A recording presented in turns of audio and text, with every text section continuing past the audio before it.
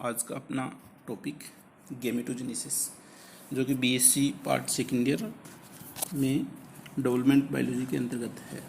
तो अपने गेमेटोजेनेसिस के बारे में अध्ययन करेंगे या इसके बारे में चर्चा करेंगे। तो गोनाड्स, आप अपने को पता है कि गोनाड्स में प्राइमोर्डियल जर्म सेल्स के द्वारा गेमिट्स का उत्पादन गेमेटोजेनेसिस कहलाता है। जितने भी जो जंतु है उसके अंदर उसकी जो बॉडी है मुख्य रूप से दो प्रकार के पदार्थ, सोमेटिक और जर्म प्लाज्म के रूप में निर्मित होती है। तो भ्रूणीय परिवर्तन के दौरान अपने को पता होता है कि इस चीज़ के अंदर कि जो जर्म सेल्स हैं वो पर्टिकुलर जो गोनाड्स पार्ट है वहाँ पर जाकर कलेक्ट होती है और आगे चल के जनन क्रियाओं के संबंध में उसमें भाग लेती है। और जो सोमेटिक सेल्स होती है वो सारी की सारी अपनी जो कायिक कोशिका या जो सोमेटिक है वो बॉडी की ग्रोथ के अंदर अपना योगदान करती है।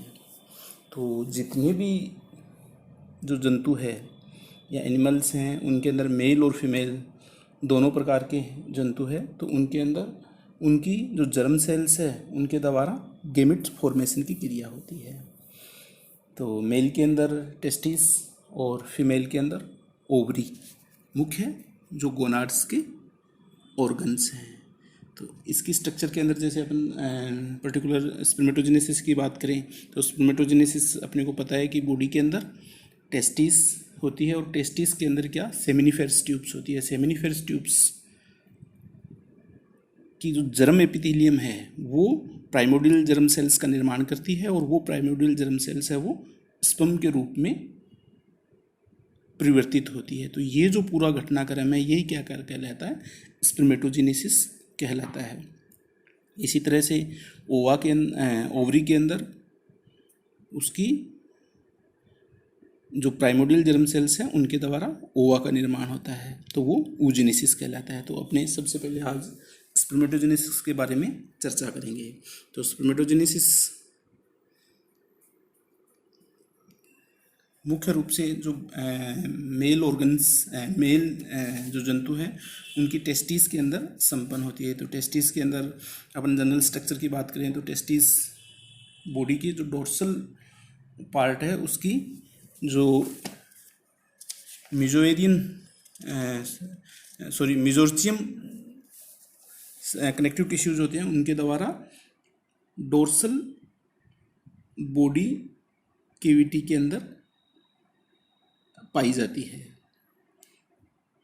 ये इसकी टेस्टिस की जैसे जनरल स्ट्रक्चर के बात करें अपने तो उसके चारों तरफ क्या होता है, उसकी ट्यूनिका प्रोप्रिया का लेयर होता है और उसके अंदर जो दूसरा जो लेयर होता है वो क्या है, इसका जर्म एपिथेलियम का लेयर होता है। यही जर्म एपिथेलियम है वो आगे चल के जर्म एपिथेलियम में दो प्रकार की कोशिकाएं होती है। एक तो सोमेटिक सेल्स होती है या जिनको सर्टोली सेल्स कहते हैं, इसके द्वारा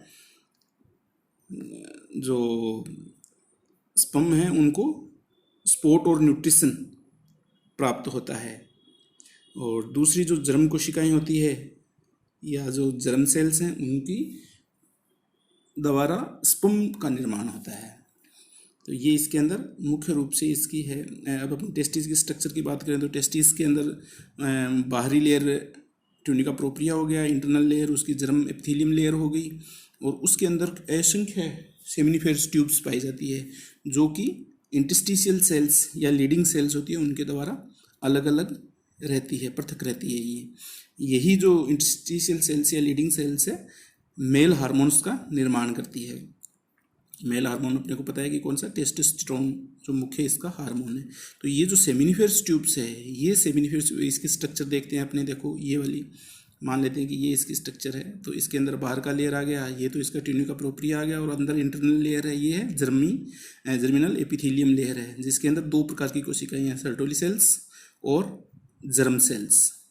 यही जर्म सेल्स आगे विभाजित होकर स्पर्मेटिड और फिर स्पर्म का निर्माण करती है। तो अपना जो मुख्य पहला जो इसका टॉपिक है जो गेमेटोजेनेसिस, इसके अंदर ये क्रिया दो प्रकार की होती है इसके अंदर, स्पर्मेटोजेनेसिस और oogenesis। तो सबसे पहले अपना स्पर्मेटोजेनेसिस। स्पर्मेटोजेनेसिस की जो क्रिया है या जो स्पर्मेटोजेनेसिस की घटना है वो स्पर्म के अंदर सेमिनिफेरस ट्यूब्स की प्राइमोर्डियल जर्म सेल्स के द्वारा स्पर्म निर्माण की क्रिया है वो स्पर्मेटोजेनेसिस कहलाती है। और जो स्पर्मेटोजेनेसिस की क्रिया है वो दो अवस्थाओं के अंदर या दो फेज के अंदर विभाजित होती है। पहला इसका स्पर्मेटोसाइटोजेनेसिस, प्रथम अवस्था इसकी स्पर्मेटोसाइटोजेनेसिस, और दूसरी स्पर्मियोजेनेसिस।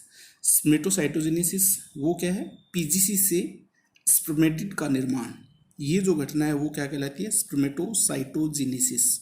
और दूसरी स्पर्मेटिड से स्पर्म का निर्माण, ये जो घटना है वो क्या कहलाती है, उसकी स्पर्मियोजेनेसिस। तो सबसे पहले अपने स्पर्मेटोसाइटोजेनेसिस यानी पीजीसी से स्पर्मेटिड का निर्माण, इसको अपने देखते हैं तो इसको मुख्य रूप से तीन अवस्थाओं के अंदर विभाजित किया जाता है। एक तो इसकी मल्टीप्लिकेशन फेज, दूसरी ग्रोथ फेज और तीसरी मेच्यूरेशन फेज। तो जो प्राइमोर्डियल जर्म सेल्स है, प्राइमोर्डियल जर्म सेल से स्पर्मेटिड का निर्माण होता है। इसके अंदर देखो ये डायग्राम अपने देख रहे हैं तो पीजीसी जो प्राइमोर्डियल जर्म सेल्स है वो सारी की सारी जो जर्मिनल एपिथेलियम है, जर्मिनल एपिथेलियम से ये कोशिकाएं आगे विभाजित होती है। तो इसमें क्या लगातार विभाजन होता है, मल्टीक्लिपेशन यानी बहुविखंडन की घटना है।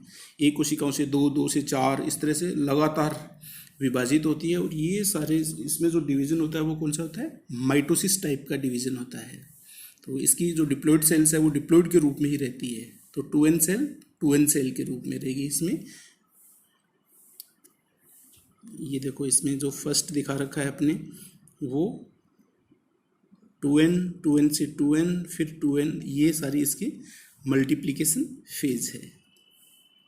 तो ऐसा माना जाता है कि मैमल्स के अंदर जो ये डिवीज़न है वो लगभग 7 बार होता है। तो इतनी असंख्य कोशिकाएं निर्मित होती है। फिर उसके बाद में सेकंड फेज इसकी ग्रोथ फेज। तो ग्रोथ फेज में इसकी जो अपनी फर्स्ट अवस्था मल्टीप्लिकेशन फेज है उसमें जो विभाजित होकर जो स्पर्मेटोगोनिया का निर्माण होता है, ये स्पर्मेटोगोनिया आगे चल के लगभग अपने आकार से डबल हो जाता है और डबल होकर आकार में वृद्धि करता है। और वृद्धि करने के बाद में इसमें कई तरह के मटेरियल सिंथेसिस की घटनाएं सारी होती है जो अपने आप को रिकवर कर लेती है, जिसके अंदर इसका साइटोप्लाज्मिक और न्यूक्लियल मटेरियल है वो पूरी तरह से इसके अंदर बनता है। ऐसा मान लेते हैं ग्रोथ फेज के अंदर केंद्रक और कोशिका आकार में वृद्धि करके बड़ी हो जाती है।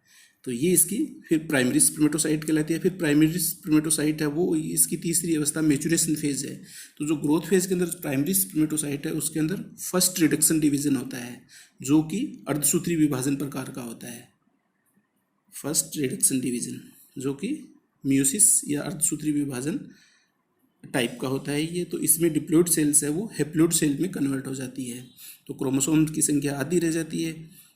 फिर इसके बाद में ये जो डिप्लॉइड से हैप्लॉइड जो स्पर्मेटोसाइट्स बनते हैं वो सेकेंडरी स्पर्मेटोसाइट कहलाते हैं। फिर सेकेंडरी स्पर्मेटोसाइट में सेकेंड रिडक्शन डिवीजन होता है। सेकेंड रिडक्शन ये माइटोटिक टाइप का होता है और ये N से फिर N। तो एक प्राइमरी स्पर्मेटोसाइट से 4 सेकेंडरी स्पर्मेटोसाइट का निर्माण हो जाता है। तो ये जो चारों जो बन रहे हैं वो आकार में गोलाकार होते हैं और इसके अंदर जो मुख्य रूप से जो कोशिकाओं के अंदर जो स्थिति होती है सेकेंडरी रिडक्शन डिवीजन के बाद में स्पर्मेटिड का आकार गोल हो जाता है और इसमें nucleus, Golgi bodies, mitochondria, centrioles, endoplasmic reticulum, ribosomes आदि सारे के सारे पाए जाते हैं। तो ये इसका जो फर्स्ट अवस्था है स्पर्मेटोसाइटोजेनेसिस की घटना कहलाती है। फिर इसके बाद में ये जो गोलाकार स्पर्मेटिड्स है वो स्पर्म के रूप में परिवर्तित, जो कि स्पिंडल सेप्ड या जो भी पर्टिकुलर अपने अपने जो जंतु है उनके अंदर किस आकृति के स्पर्म है उसके अंदर रूपांतरण होते हैं। और ये रूपांतरण की जो घटना है वही क्या कहलाती है, स्पर्मियोजेनेसिस या स्पर्मेटोलियोसिस की घटना कहलाती है। तो इसमें आकार में परिवर्तन होता है सेकंड के अंदर और मुख्य रूप से इसका जो स्पर्मेटिडोटा है वो आकारिकी रूप से, उपापचयी रूप से तथा क्रियात्मक रूप से विशिष्ट स्पर्म में विभेदित हो जाता है, जिसके अंदर मुख्य रूप से जो स्पर्म की जो स्पर्मियोजेनेसिस है वो एक जटिल प्रक्रिया है। तो इसमें बहुत से चेंजेस आते हैं, जैसे एक्रोसोम का निर्माण होता है, एक्रोसोम गोल्जी बॉडी के द्वारा बनता है। तो स्पर्म के स्ट्रक्चर के अंदर आगे की तरफ एक्रोसोम होता है, वो एक्रोसोम निर्माण की घटना होती है, परफोरेटोरियम का निर्माण होता है, न्यूक्लियस में परिवर्तन आते हैं, उसकी टेल का निर्माण हो जाता है, माइटोकॉन्ड्रिया और उसका जो मिडिल पीस है उसके अंदर चेंजेस आ जाते हैं, साइटोप्लाज्म में परिवर्तन हो जाता है, स्पर्म कोट है उसके अंदर परिवर्तन होता है। तो इस तरह की बड़ी जटिल प्रक्रियाओं के द्वारा जो गोलाकार स्पर्मेटिड है वो स्पिंडल शेप्ड या जो इलोंगेटेड स्पर्म के रूप में परिवर्तित हो जाता है। तो ये इसकी सेकंड घटना स्पर्मियोजेनेसिस या स्पर्मेटोलियोसिस की घटना कहलाती है।